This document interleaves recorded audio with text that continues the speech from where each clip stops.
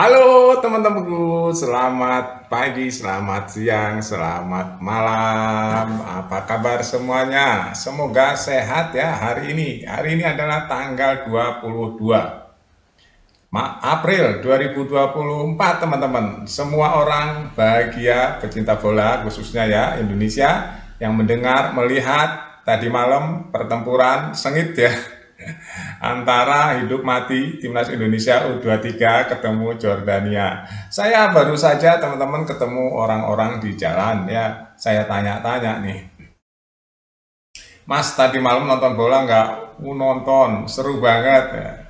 Seru banget ya. Selain seru banget teman-teman ya, ini adalah catatan-catatan sejarah baru buat timnas Indonesia. Ini yang menarik ya. Dari sekian orang yang saya temuin ada yang suka nonton bola, ada yang ya biasa tidak terlalu nonton bola karena kesibukan dan sebagainya ya. Tapi mayoritas mendengar kabar ini adalah kebahagiaan ya. Kebahagiaan teman-teman. Pertama, ini adalah nasionalisme kita sebagai bangsa ya. Kita pasti mendukung timnas Indonesia untuk berkembang mendunia ya. Nah, ini yang penting teman-teman. Jadi semua berawal dari mindset ya. Semua berawal dari gagasan-gagasan, mimpi-mimpi, dan gagasan-gagasan mimpi-mimpi itu tidak datang begitu saja tanpa diusahakan. Ya, gagasan, mimpi itu harus diperjuangkan. Perjuangan itu seperti apa timnas Indonesia sampai titik ini? Ya, yang pertama, PSSI memanggil atau memilih Sintayong sebagai pelatih karena memiliki track record ya kelas dunia.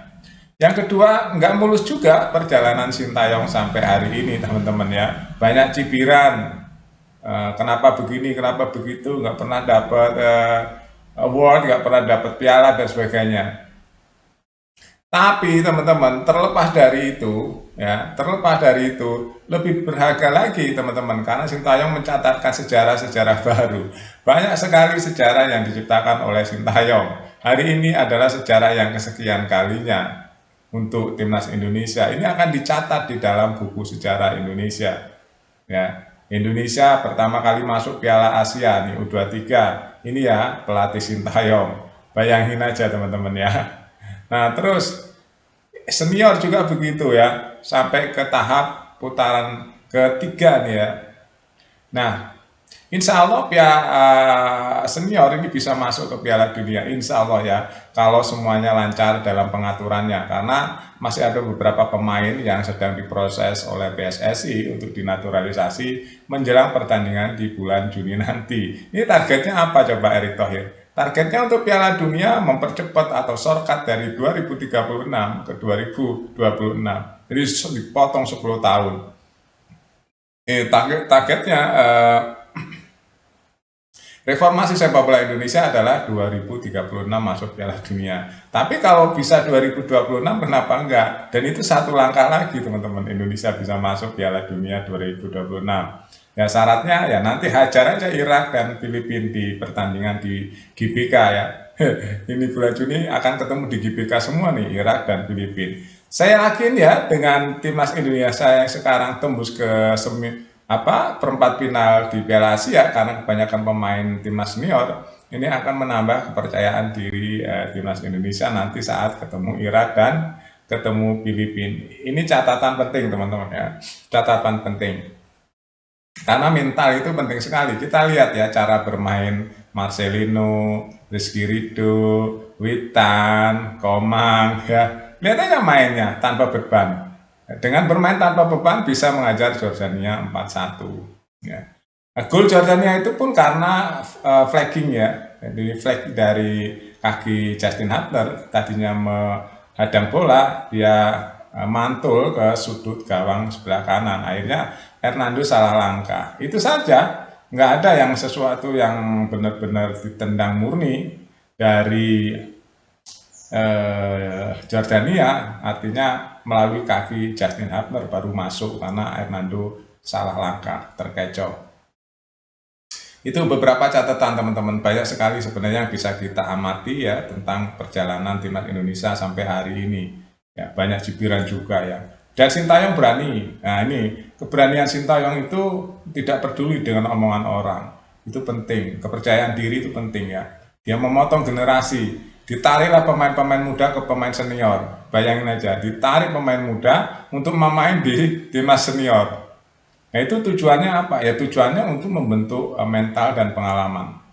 Dengan bermain di senior, dia nanti melawan tim-tim yang junior, dia akan lebih pede dan lebih yakin. Terbukti hari ini, teman-teman, terbukti hari ini, Sintayong membuktikan bahwa kebanyakan pemain ini 50-60% main di timnas senior. Ya, ternyata bisa menghajar timnas yang rankingnya jauh di atas Indonesia. Australia itu di atas Indonesia, Jordan di atas Indonesia, ya Qatar di atas Indonesia. Sebenarnya Qatar bisa kita kalahkan kemarin. Kalau wasitnya nggak benar-benar berpihak kepada Qatar dan bermain apa ya peta umpet gitulah ya kasarnya. Itu saya yakin Indonesia bisa mengalahkan Qatar juga. Walaupun dia juga tuan rumah. Itu kejutan-kejutan yang dibuat Sintayong di timnas U23. Pertanyaannya, nanti ketemu siapa nih di perempat final teman-teman?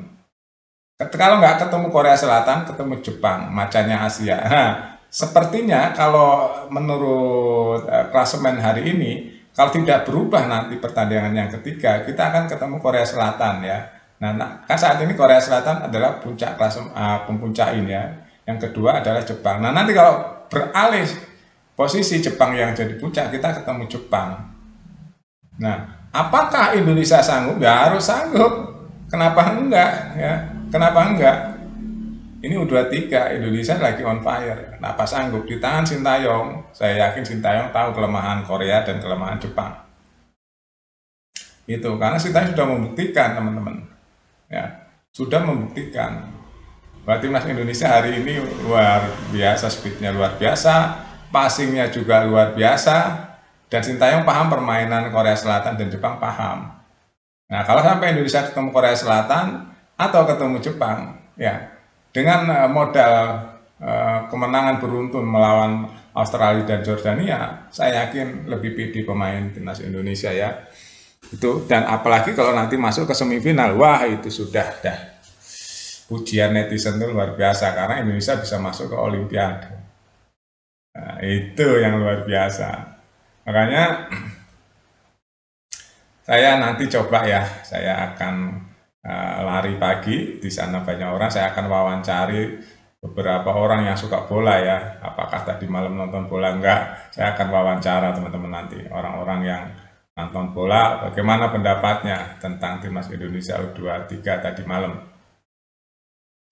Ya, jadi masih banyak sebenarnya teman-teman yang bisa kita ceritakan tentang semangat persatuan, semangat mendukung timnas Indonesia, para ultras di Qatar, para tenaga-tenaga kerja yang ada di Qatar, ya, semua berbondong-bondong memenuhi stadion. Dan pendukung di stadion itu kebanyakan pendukung Indonesia. Itulah karakter Indonesia di luar negeri, teman-teman ya. Karakternya itu seperti itu. Coba kita lihat, nggak ada negara lain nggak ada seperti Indonesia, merah semua seperti itu, bawa bendera, ya nyanyi-nyanyi, seperti main di dalam negeri. Nggak ada, cuma Indonesia. Itu di Qatar loh. Apalagi kalau kita main di Malaysia, ya udah, wah bisa berpuluh-puluh ribu tuh yang nonton. Kita main di Malaysia gitu ya, main di Vietnam juga banyak pendukungnya. Di mana-mana Indonesia ada pendukung. Itu teman-teman kebahagiaan kita semua hari ini. Mudah-mudahan kita tetap fokus, kita tetap semangat, tetap memperbaiki diri, taktiknya dan sebagainya ya. Kita yakin bisa melaju lebih jauh dan peringkatnya naik dan grade kita juga naik mudah-mudahan ya. Bukan menjadi kelas ASEAN lagi, menjadi Asia dan dunia. Terima kasih, update terus beritanya di Buat Makan TV. Sampai jumpa.